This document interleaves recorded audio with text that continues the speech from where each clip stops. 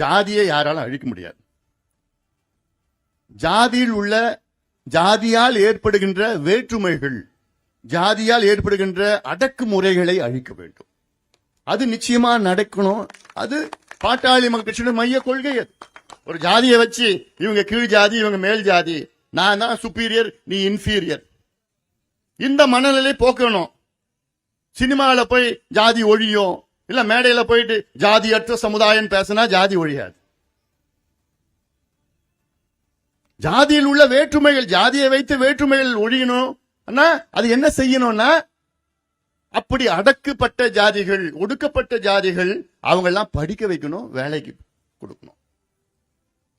இப்படி தாழ்ந்த ஜாதிகள், அடக்கப்பட்ட ஜாதிகள், ஒடுக்கப்பட்ட ஜாதிகள், பிற்படுத்தப்பட்ட ஜாதிகள் எல்லாம் முன்னேறணும்னா அவங்களுக்கு கல்வி கொடுக்கணும், வேலை வாய்ப்பு கொடுக்கணும். அது எப்படி செய்யணும்? இன்னைக்கு உண்மை நிலை தெரியணும். எந்தெந்த ஜாதி தமிழ்நாட்டில் எந்த நிலையில் இருக்கிறது, அப்படி தெரிஞ்சாதானே அதுக்கு தீர்வு உன்னால கொண்டு வர முடியும். அதுக்கு என்ன செய்யணும்? தமிழ்நாட்டில் சாதிவாரி கணக்கெடுப்பு நடத்தணும். சாதிவாரி கணக்கெடுப்பு நிறைய பேர் என்னடா அவன் ஜாதிவாரி சொல்றான், சாதியை பத்தி சொல்றான்.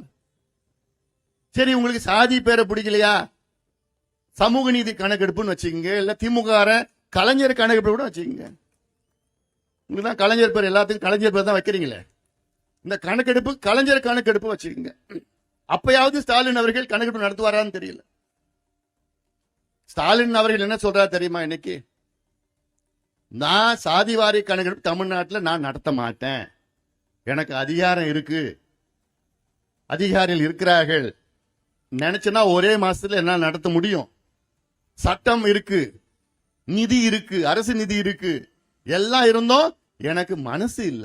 யார் சொல்றது? ஸ்டாலின். என்னால நடத்த முடியாது. ஏன் நடத்த மாட்டீங்க? அதெல்லாம் என்னால பண்ண முடியாது. நான் கேட்கிறேன், ஸ்டாலின் அவர்களே, நீங்க தமிழ்நாட்டினுடைய முதலமைச்சர், உங்களுடைய மக்கள் எந்த நிலையில் இருக்கின்றார்கள் என்று தெரிந்து கொள்ள உங்களுக்கு மனம் இல்லையா, விருப்பம் இல்லையா?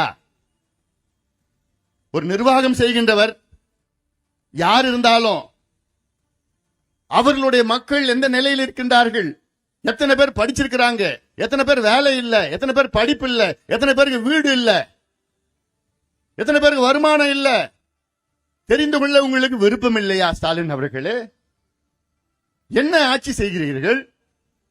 என்ன நிர்வாகம் இது?